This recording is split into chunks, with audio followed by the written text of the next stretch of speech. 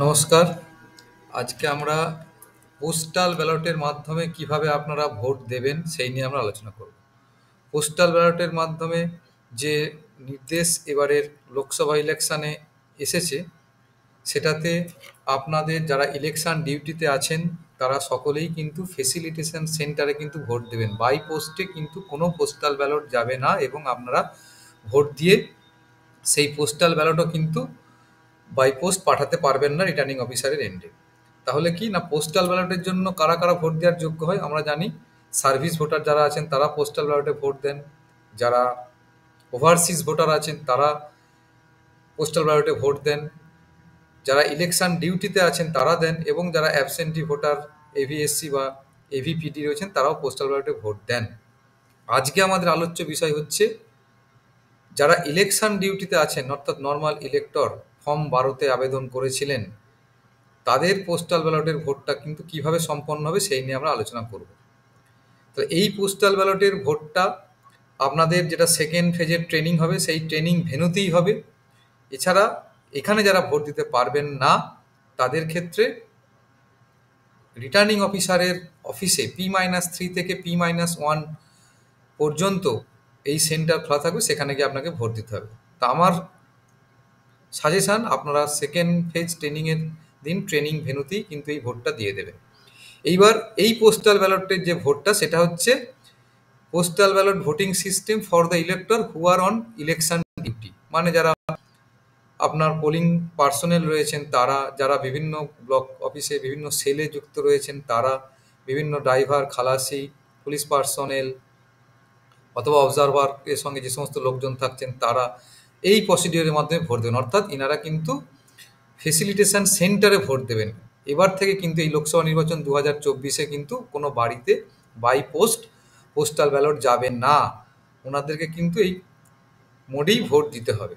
আর যাদের 85+ এজ তাদের ক্ষেত্রে, সিনিয়র সিটিজেনদের ক্ষেত্রে বাড়িতে গিয়ে ভোট নেওয়া হবে। সেটা হচ্ছে অ্যাবসেন্টি ভোটার, সিনিয়র সিটিজেন, এভিএসসি, অথবা যারা ডিসাবিলিটি রয়েছেন, 40% বেঞ্চমার্ক ডিসাবিলিটি রয়েছেন, এরকম ডিসাবেল পার্সনদের এভিপিডি অর্থাৎ আপনার ভোট নেওয়া হবে পোস্টাল ব্যালটের মাধ্যমে, সেটা বাড়িতে গিয়ে নেওয়া হবে। তো আমি আজকের যেটা বিষয় সেটা হচ্ছে পোস্টাল ব্যালট ট্রেনিং সেন্টারে যারা ট্রেনিং নেবেন তারা এবং অন্যান্য যারা পার্সন আছেন তাদের ভোটটা কীভাবে হবে।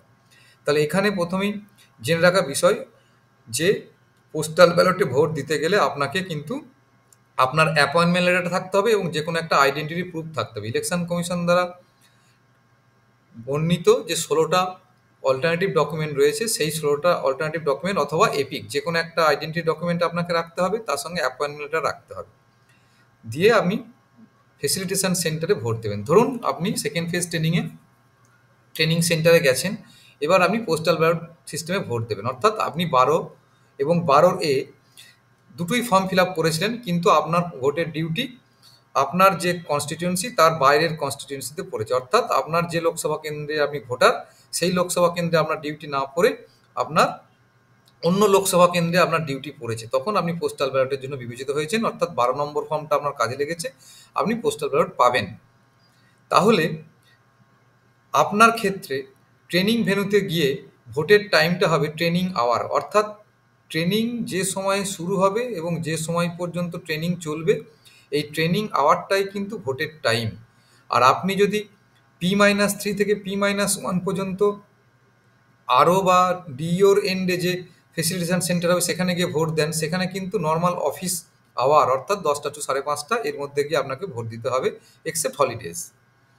তাহলে এইটা হচ্ছে আমাদের পোস্টাল ব্যালটের নিয়ম।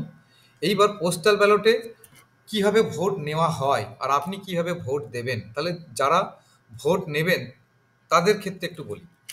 মানে আপনি যখন পোস্টাল ব্যালটের জন্য ভোট দিতে যাচ্ছেন তখন দেখবেন 3জন পোলিং অফিসার রয়েছেন, একজন পোলিং অফিসার 1, পোলিং অফিসার 2 এবং পোলিং অফিসার 3, অর্থাৎ 3জন মিলে একটা পোলিং পার্টি।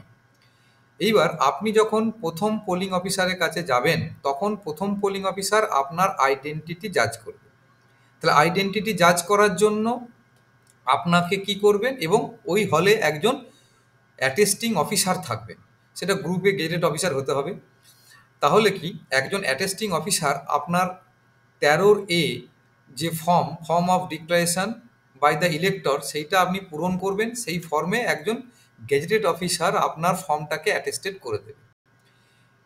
এরপর যিনি প্রথম পোলিং অফিসার আপনার আইডেন্টিটি জাজ করার জন্য আপনার অ্যাপয়েন্টমেন্ট লেটারটা এবং এপিক অথবা অল্টারনেটিভ যে কোনো একটা ডকুমেন্ট আপনি দেখাবেন। ওনারা নিশ্চিত হলেন যে হ্যাঁ আপনার আইডেন্টিটিটা প্রুফ হয়েছে, গেজেট অফিসার আপনার 13A যে ডিক্লারেশন বাই ইলেক্টর আপনি যেটা ডিক্লারেশন ফিল আপ করেছেন সেখানে অ্যাটেস্টেড করে দিয়েছে।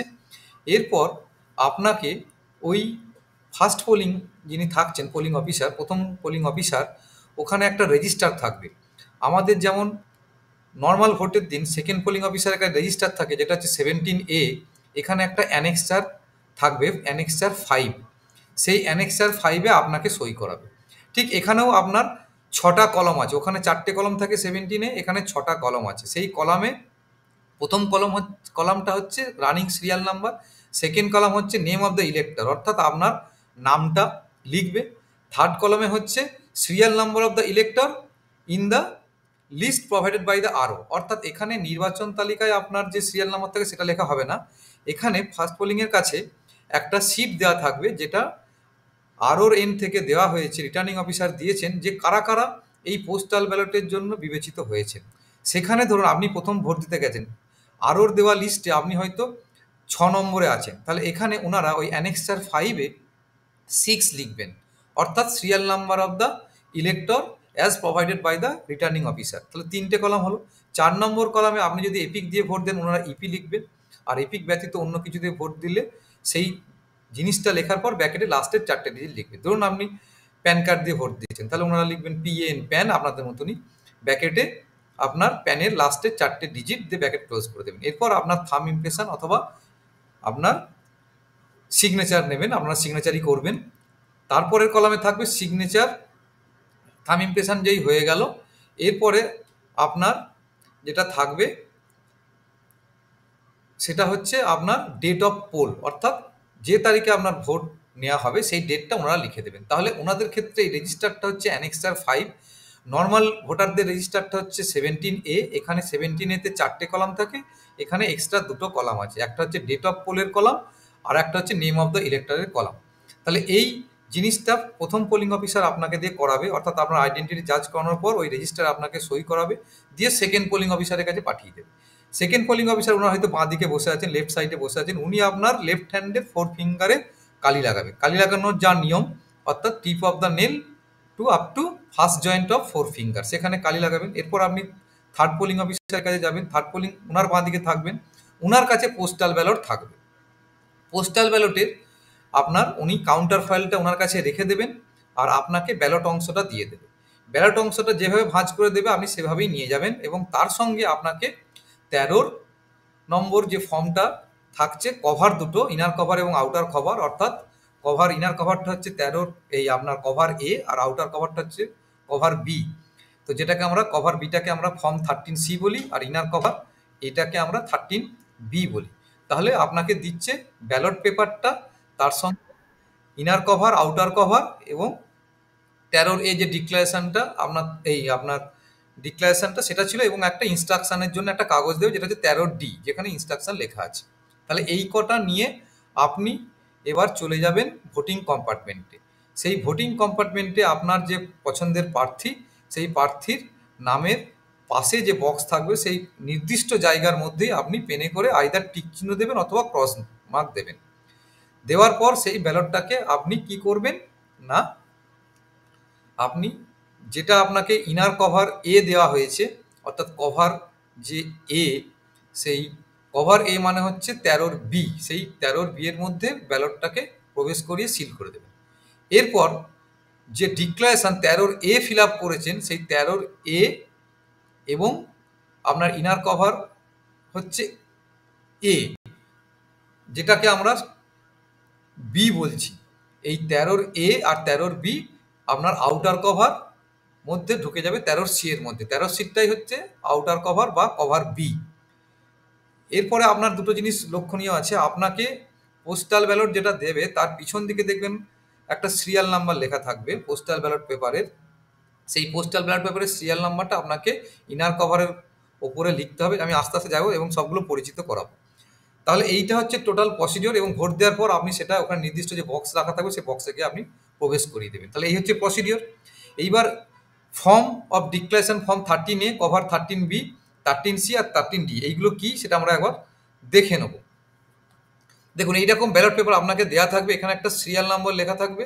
তাহলে এই যে পারফোরেটেড অংশ, এই যে এইটা ওপরটা হচ্ছে কাউন্টার ফয়েল, এই কাউন্টার ফয়েলটা যিনি থার্ড পোলিং থাকছেন তার কাছে থাকবে, আর আপনাকে এইখান থেকে এই টোটালটা আপনাকে দিয়ে দেবে।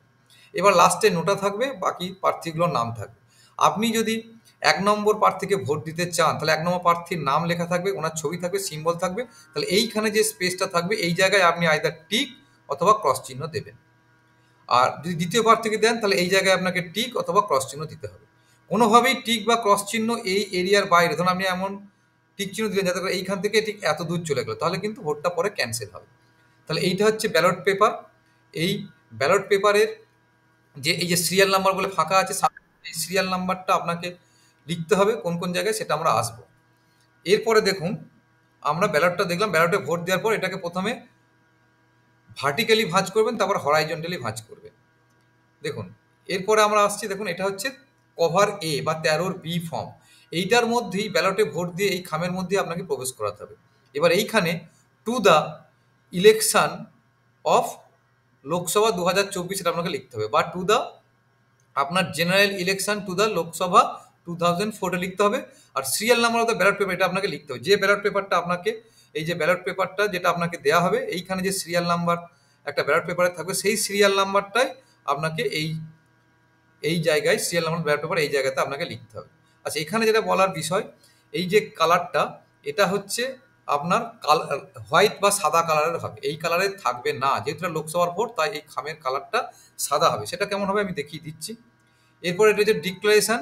ডিক্লারেশনটাতে আপনাদের যেটা ফিল আপ করবেন, দেখুন এইটা হচ্ছে ডিক্লারেশন বাই ইলেক্টর, এখানে election to the house of people from the dash constituency এই জায়গায় আপনাকে লিখতে হবে ধরুন বর্ধমান দুর্গাপুর, তাহলে এখানে 39 বারওয়ান দুর্গাপুর কনস্টিটিউয়েন্সি হয়ে গেল। এরপরে I hereby declare that I am the elector to whom the postal ballot paper bearing serial number, ধরুন পোস্টাল ব্যালট পেপারের সিরিয়াল নাম্বার ছিল 002436, তাহলে এখানে আপনাকে 002436 এটা এখানেও লিখতে হবে। আর কোন জায়গায় লিখতে হবে, এই যে ইনার কভার বা 13B সেটাতেও আপনাকে লিখতে হবে। তাহলে আপনাকে 13A-তে পোস্টাল ব্যালটের সিরিয়াল লিখতে হচ্ছে এবং 13B-তেও পোস্টাল ব্যালটের সিরিয়াল আপনাকে লিখতে হচ্ছে। এরপরে has been issued at the above election, অর্থাৎ এই ইলেকশনে আমাকে এই সিরিয়াল নাম্বারের পোস্টাল ব্যালটটা আমাকে দেওয়া হয়েছে। যে সিগনেচার অফ দ্য ইলেক্টর, এখানে আপনি সাইন করবেন, এখানে আপনার অ্যাড্রেস লিখবেন, এখানে ডেট দেবেন। ধরুন 4 তারিখে আপনার ভোট দিচ্ছেন, তাহলে এখানে 4/5/2013 লিখবেন। এটা আপনার বর্ধমান উত্তর বিধানসভার জন্য বলছি আমি, যে ডেটে যেখানে ভোট হবে সেই ডেটটা এখানে লিখতে হবে। এবার অ্যাটেস্টেশন অফ সিগনেচার, অ্যাটেস্টিং অফিসার ওই হলেই থাকবে, উনি আপনাকে অ্যাটেস্টেড করে দেবেন। তাহলে কি the above has been sign in my presence by, আপনার নামটা লিখলাম, আপনার নাম রামপাল, তাহলে এখানে লিখলো যে the above has been sign in my presence by Rampal who is personally known to me or has been identified to my satisfaction by, ধরুন অমল পাল, তাহলে অমল পালের নাম লিখলো who is personally known to me.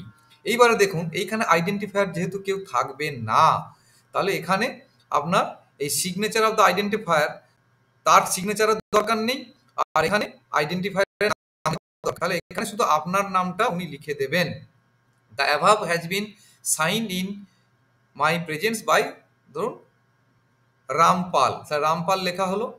এরপরে signature of the attesting officer, তাহলে attesting officer এখানে signature করবে, ওনার সিলটা এখানে দিয়ে দেবে, ডেটটা দেবে, দিয়ে আপনার এই কাজটা শেষ হবে। এইবার যদি আপনি সিগনেচার করতে না পারেন, নর্মালি এটা হয় না, তাহলে সেক্ষেত্রে তখন এর তলায় আর একটা অংশ থাকবে, সেটা আমি পরে দেখাবো, সেই অংশটা আপনাকে করতে হবে। যেমন ধরুন সেটা ধরুন আপনার এই যে ধরুন এইখানে যদি আপনি সিগনেচার করতে পারেন তাহলে এই অংশটি মিটে গেল, আর কিছু করার দরকার নেই। যদি দ্য অ্যাভাব হ্যাজ বিন, এটা দেখুন অ্যাটেস্টেশন অফ সিগনেচার, এইখানে যেটা বলা হচ্ছে দেখুন, this side is to be used when the elector can not sign himself, যখন যিনি ভোট দিচ্ছেন তিনি সাইন করতে পারবেন না তখন এই অংশটুকু ফিল আপ হবে, আদারওয়াইজ এই অংশটুকু ফিল আপ হবে না। তখন যিনি অ্যাটেস্টিং অফিসার তিনি কি বলবেন, I hereby declare that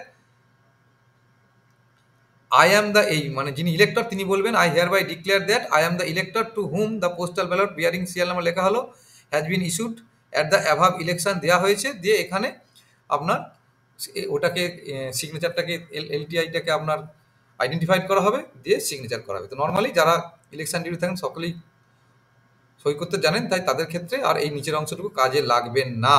তাহলে আমি আবার এই জায়গায় চলে আসি, তাহলে এইটুকুর মধ্যেই আপনার হয়ে যাচ্ছে বা শেষ হয়ে যাচ্ছে, সীমাবদ্ধ থাকছে। এরপর দেখুন এটা হচ্ছে আউটার কভার।